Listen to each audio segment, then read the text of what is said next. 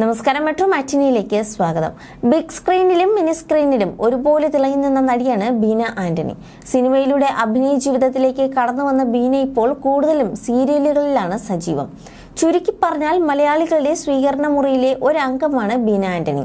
ബീനയെ കൂടാതെ ഭർത്താവ് മനോജും പ്രേക്ഷകർക്ക് പ്രിയപ്പെട്ടതാണ്.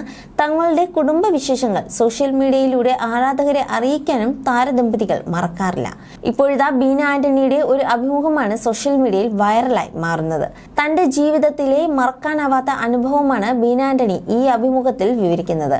മകൻ 8 മാസം ഗർഭിണിയായിരിക്കുമ്പോൾ സഞ്ചരിച്ച കാറ് അപകടത്തിൽപ്പെട്ടതിനെ കുറിച്ചാണ് ബീന അഭിമുഖത്തിൽ പറയുന്നത്.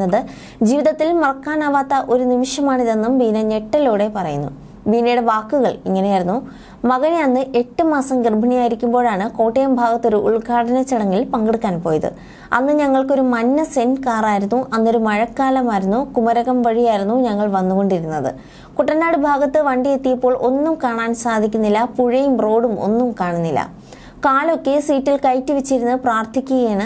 റോഡിലാണെങ്കിൽ മറ്റൊരു വണ്ടിയുമില്ല. ഞാൻ ഡ്രൈവറോട് റേസ് ചെയ്ത് മുമ്പോട്ട് പോകാമെന്ന് പറഞ്ഞു.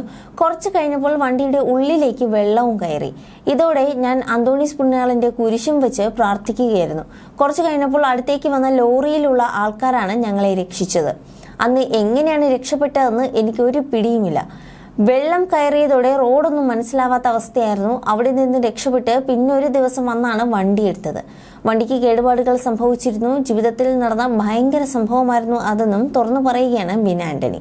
You're watching me on metromatney.com. On metromatney.com. metromatney.com. Subscribe for more videos. Subscribe for more videos. Subscribe here for more videos. Subscribe now. Thank you.